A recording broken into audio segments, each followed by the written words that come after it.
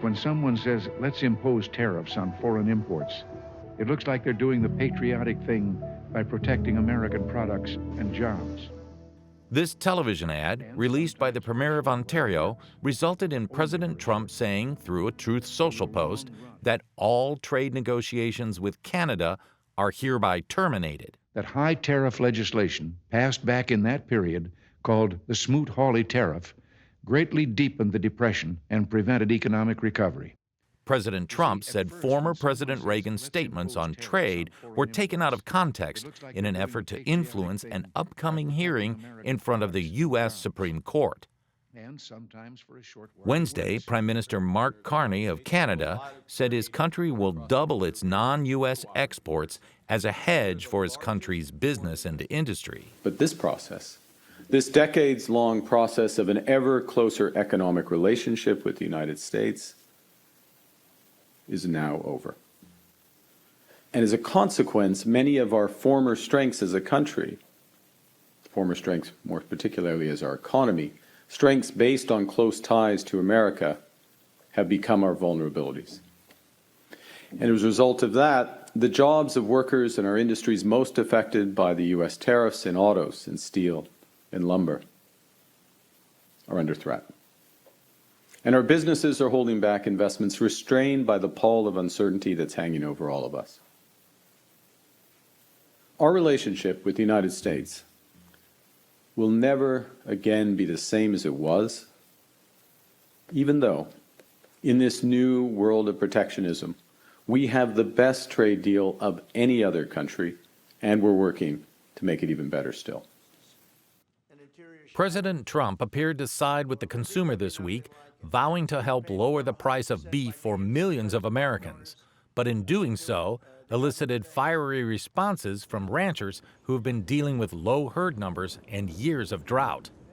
Beef, the ranchers, let's say, who have done a great job, have lost their shirts for many, many years. They've really been decimated, and I helped them a lot. I put tariffs on things coming in to the country, including beef. And that gave them a chance to finally have a decent industry. For the second consecutive year, USDA data revealed the smallest cattle inventory since 1973. Cattle traders say simple supply and demand is at work. Fewer animals are in feedlots and the consumer is still buying beef. And tariffs are not the main driver to higher prices. Cattle producers have been riding high the last few years, but farmers and ranchers have struggled for much of the last decade, according to USDA data. After the announcement, measured but pointed comments started coming in from state-level cattle groups, the Ranchers Cattlemen Action Legal Fund, and the NCBA. The National Cattlemen's Beef Association and its members cannot stand behind the president while he undercuts the future of family farmers and ranchers by importing Argentinian beef in an attempt to influence prices.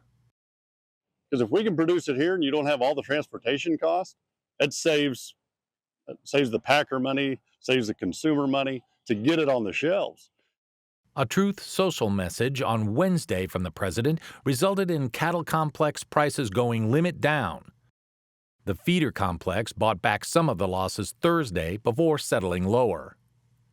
We should not be buying more Argentine beef. He's taken steps that he can under existing law to provide more domestically produced beef. Midweek, USDA released a plan to help cattle producers by expanding grazing access on federal land, launching new enforcement rules for voluntary Product of the USA labels, and encouraging schools to purchase locally raised beef. The proposal raises the import quota on Argentine beef to 176 million pounds, about 3.5% of what the U.S. has slated for import. Critics are saying an increase from Argentina will only add 2% to the total available at the meat counter and likely only reduce the price by a few cents a pound.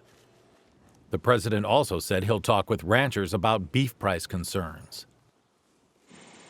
A recent $20 billion aid package to Argentina had a large number of soybean farmers, saying it helped China buy more Argentine soybeans and kept the U.S. sales meter with the Middle Kingdom at 0.